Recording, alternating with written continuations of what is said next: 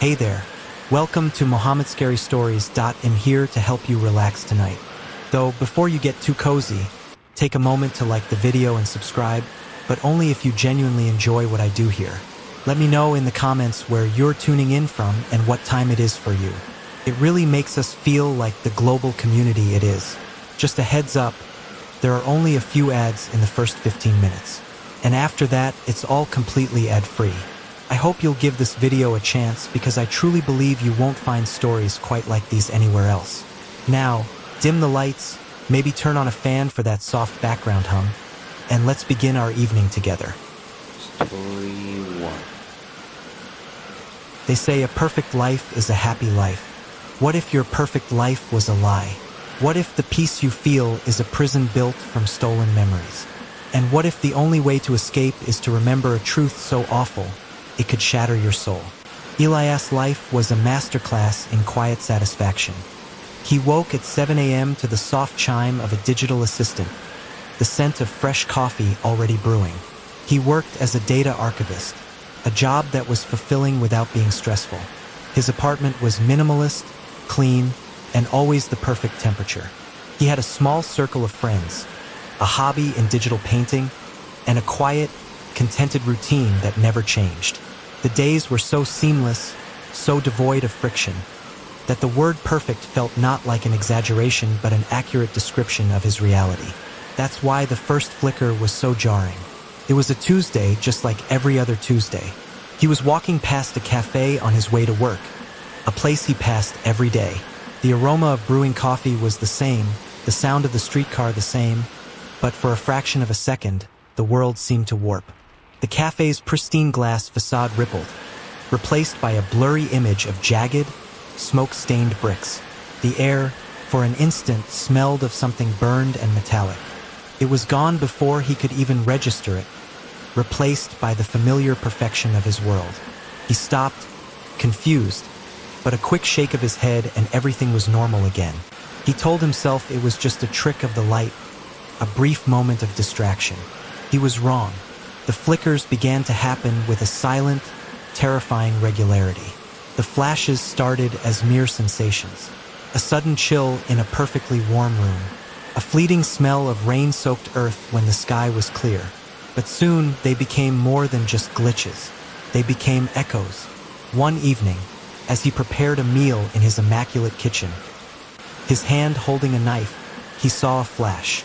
A different kitchen, dark, filthy, with walls scarred by fire. A shattered window. The echo was short, maybe a second long, but the feeling it left behind was a profound terror. A sense of panic so deep, it felt like his own. He dropped the knife, the clatter echoing in the silent apartment. He had no context for the feeling, no memories to attach it to, but the fear was as real as the knife on the floor. Elias began to lose sleep. The echoes came in his dreams now. Fragments of conversations he couldn't piece together, flashes of faces he didn't recognize, and a persistent, overwhelming sense of loss. He confided in his friend and mentor, a man named Adrian. Adrian was a high-level archivist who had helped Elias get his current job. He listened with a patient, knowing smile. "This is normal," Elias Adrian said, his voice calm and reassuring. "You're in a period of reintegration. The system is just recalibrating. It happens sometimes. Nothing to worry about. Just trust the process. And stay away from anything that triggers the glitches," but Adrian's advice only made it worse. Elias' gut told him something was deeply, fundamentally wrong. Adrian's smile felt less like reassurance and more like a warning.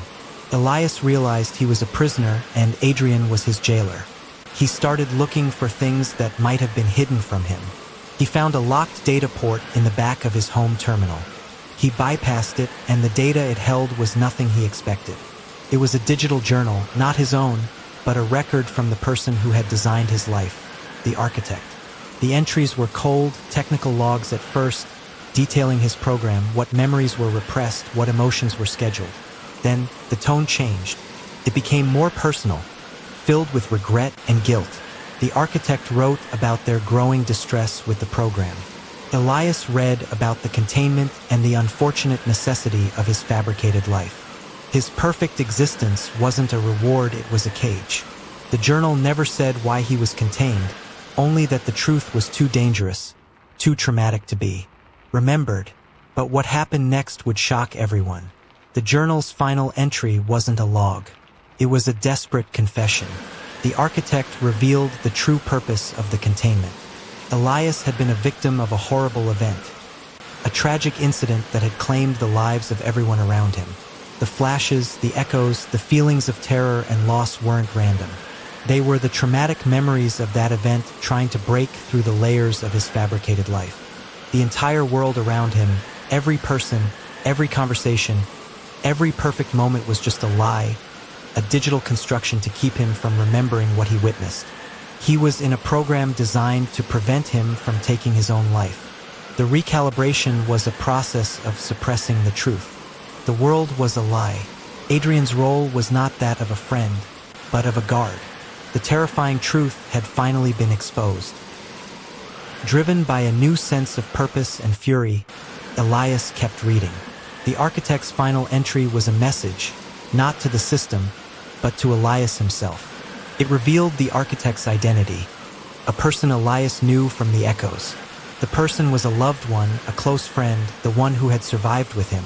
The architect wrote that they had been forced to build the program to erase his memory to save him. The glitches weren't errors. They were the architect's attempts to communicate with him, to send him clues. Every flicker, every echo was a deliberate attempt to lead him to the truth. The architect wanted him to remember. They wanted him to understand that the false peace he lived in was a betrayal, not a gift. Elias found a final clue in his digital painting files. There was a hidden folder with a single, small video file. The name of the file was an address, the one from his brief, fiery echo. He opened it and the video played.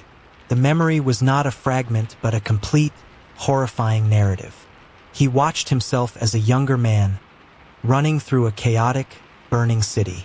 He saw his world crumbling under a catastrophic attack. He saw a loved one fall, a building collapsing, the sky filled with the metallic screech of weapons.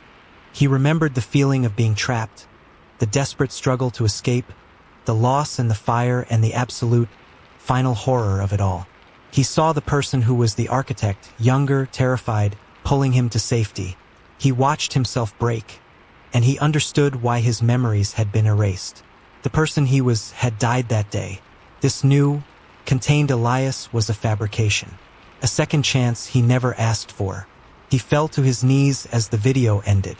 The perfect apartment, the soft chimes, the clean air, all of it felt cheap and false. He was awake now. He remembered. The world he lived in was a lie. The people he knew were not real. The happiness he felt was a stolen emotion. His perfect life was nothing more than a cage, built to protect him from a memory so awful, it was his own. He was free, but the freedom came at a terrible price. His reality was gone, replaced by the weight of a horrific past. He had escaped his prison, but was now burdened with a truth that could shatter his soul. Is some happiness worth the cost? Or is a devastating truth always a better thing than a comfortable lie? And what would you choose if you were him? Story 2. Imagine waking up to a life that feels perfect in every way. A loving wife, a beautiful home, and a picture-perfect daughter. But what if all of it was a lie? What if the life you lived was nothing more than an elaborate stage play, and you were the only one who didn't know you were just an actor? This is the shocking truth one man was about to expose. When Howard's wife, Linda, returned home, her face was a masterpiece of control. He asked about their daughter, Jenny, and the conversation was as normal as any other. But something was off. When he asked if she had walked Jenny to the classroom, Linda's pause was almost imperceptible. She gave an excuse, a practiced line about the teachers preferring not to have parents linger. Yet, the longer she spoke about Jenny's school, the more Howard realized she was talking about a place she had never actually seen. Her words were hollow, filled with vague, empty generalities. It was the first crack in the perfectly painted facade. But that wasn't the whole story. Soon, the small inconsistencies began to stack up like a house of cards ready to fall.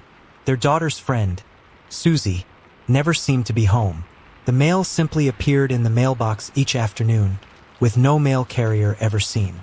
And at the end of their street, a massive fog bank sat motionless, never moving, never shifting, no matter the wind or weather. It was a silent, unblinking lie, a permanent fixture of their perfect neighborhood. Howard began to realize that the flawless world around him was beginning to fray at the edges. On the fourth day of this unsettling new reality, Howard decided he'd had enough. He told Linda he was going for a walk, just to the end of the block. He was looking for answers. Her reaction was a dramatic tell. The subtle tightening around her eyes, the sudden pause in her movements, and a look that was a mix of panic and fear. She quickly recovered, citing the doctor's orders and warning him not to push himself. But her smile was now an empty, painted-on mask, and her warning felt less like a concern for his health and more like a desperate attempt to keep him from leaving. As Howard stepped out, he was struck by how flawlessly normal everything appeared. The manicured lawns, the well-maintained houses, the idyllic atmosphere. It was all a little too perfect. A chilling thought surfaced. Was the neighborhood a stage? Was the entire town an illusion designed to keep him in place? He walked toward the end of the block, toward the unmoving fog bank that promised to hold the answers to his questions. He knew now that the perfect life he lived was a deliberate, curated reality, and he was about to find out just how far the lie went. But the real question wasn't what he would find behind the fog, but what the consequences would be for stepping outside of a reality that was never truly his to begin with. The shocking truth was that his perfect life was nothing more than a cage, and the key had been lost long ago. The year 2024 didn't just give us a rap battle, it gave us a full-blown war. A brutal, personal, and shockingly dark conflict that exposed the alleged secrets of two of the biggest artists in the world. This wasn't about who could rap better. It was about who could destroy the other's legacy first, and the cost was absolutely staggering. It all started with what seemed like a simple verse. Future and Metro Boomin dropped their album, and Kendrick Lamar's feature on the track. Like that wasn't just a guest appearance, it was a detonation. He went straight for the jugular, dismissing the idea of a big three of himself, J. Cole, and Drake. With a single explosive line, he declared, "It's just Big Me." The message was clear. There was only one king, and he was coming for the throne. Drake's first shot back was a song called Push-Ups, a confident, almost arrogant response that went after everyone. He mocked Kendrick's height, his work with pop artists, and even his fashion choices. Drake also took aim at Future, Metro Boomin, and even The Weeknd, trying to paint Kendrick as a puppet for other artists. It felt like a classic rap battle, a back-and-forth volley of insults. But what happened next would shock everyone. Kendrick's response was a relentless storm. He didn't just release one diss track, he dropped a series of them, each one more personal and cutting than the last. He questioned Drake's authenticity, his background, and his entire persona. He attacked Drake's relationships and his inner circle, hinting at things far more sinister than simple rap beef. The stakes were no longer about who was the best rapper. They had been raised to an all-or-nothing game of career assassination. But that wasn't the whole story. Drake, clearly feeling the pressure, then released his own track, Family Matters, where he took the gloves off completely. He went low, accusing Kendrick of serious, unsettling things. Drake claimed that Kendrick had allegedly put his hands on his fiancée, and even more shockingly, that his son was not biologically his. It was a vicious and unproven attack on Kendrick's family life, a move that left many in the hip-hop community stunned. This wasn't just rap, it was a public unraveling. The battle had become a street fight, and Kendrick's next move was a devastating knockout blow. He released Not Like Us, a track that immediately went viral and exposed the most serious claims of the entire conflict. In it, Kendrick accused Drake of having a certified lover-boy problem with younger individuals. The lyrics were a direct attack on Drake's character, not just his music, with thinly veiled accusations that were impossible to ignore. It was a bombshell that flipped the entire narrative, changing the public's perception of the feud and putting Drake on the defensive like never before. Drake's final response, The Heart Part 6, felt like a desperate attempt to regain control.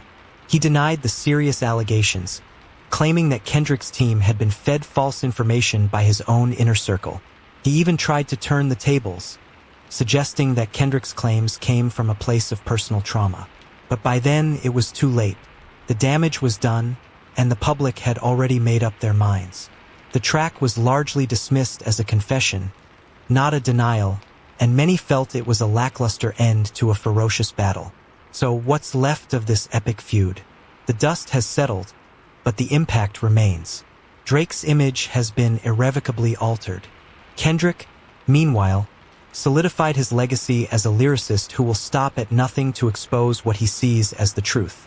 This wasn't just a battle for a crown, it was a brutal, public spectacle that showed the dark side of fame and the lengths artists will go to win. And the question remains, was the truth worth the total destruction that was left behind? The greatest rap battle in history didn't end with a final diss track. It ended with a whimper, a lawsuit, and a complete shattering of the rap world's power structure. The war between Drake and Kendrick Lamar wasn't just a lyrical showdown, it was a public trial that exposed deep betrayals, alleged conspiracies, and a new, brutal set of rules for rap beef. The first shocking twist wasn't even a lyric. After Kendrick went silent for days, Drake took a risk that no one saw coming. He released a diss track called Tailor-Made Freestyle using AI-generated voices of two hip-hop legends, Tupac and Snoop Dogg. It was a bold move that aimed to mock Kendrick's silence, but it backfired spectacularly. Within days, Tupac's estate threatened a lawsuit, forcing Drake to take the song down. The battle had already gone beyond the music, but now it was entering a new, legally treacherous territory, a game with consequences that could have been career-ending. But that wasn't the only front in this war. The conflict was so big it pulled in the entire industry. Drake's first diss, Push-Ups, wasn't just aimed at Kendrick, it was a scorched earth attack on Future, Metro Boomin, and The Weeknd. These were men he once called collaborators, but in a moment of desperation, he turned on them all. Rick Ross, a longtime associate of Drake, also jumped into the fray, releasing his own diss track that questioned Drake's authenticity. This wasn't a one-on-one fight, it was a civil war that shattered alliances and proved that in hip-hop, loyalty is a rare commodity. And as the public watched this drama unfold, the whispers began. Unconfirmed reports surfaced about secret tapes and hidden information, suggesting that this wasn't just a freestyle battle, but a well-orchestrated intelligence operation. It was a war of spies and double agents, with Kendrick alleging that he had operatives inside Drake's own OVO camp. These rumors added a new layer of psychological warfare, making every lyric and every action feel like a chess move in a high-stakes game. While the lawyers and the media debated, the public had already delivered its verdict. Kendrick's Not Like Us wasn't just a song, it became an anthem. Its controversial lyrics, which accused Drake of unspeakable acts, were chanted at concerts and even made their way to the biggest sporting stage in the world, the Super Bowl. The track's victory was cemented at the Grammys, where it won multiple awards, a symbolic, mainstream confirmation of who the people believed had won the feud. But the most significant part of the story didn't happen in a recording studio. It happened in a courtroom. In the aftermath of Not Like Us going viral, Drake filed a lawsuit against Universal Music Group, the very company he and Kendrick were signed to. He accused them of orchestrating the spread of false and malicious information about him. It was a final, desperate move that revealed the immense personal and financial stakes of the feud. While the tracks earned millions in revenue, the cost of the reputational damage and legal battles will likely continue to be paid for years to come. Today, the battle is officially over, but the war is not. The artists still take subtle shots at each other. Drake changed the lyrics to his song Knife Talk to mock the idea that he was defeated. But the most significant change is the silence. The music industry has learned a hard lesson.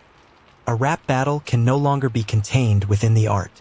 It spills out into real life with serious, devastating consequences. And as the two men move on, one question remains. For the future of hip-hop, what are the new rules of engagement? And who will be the next to break them?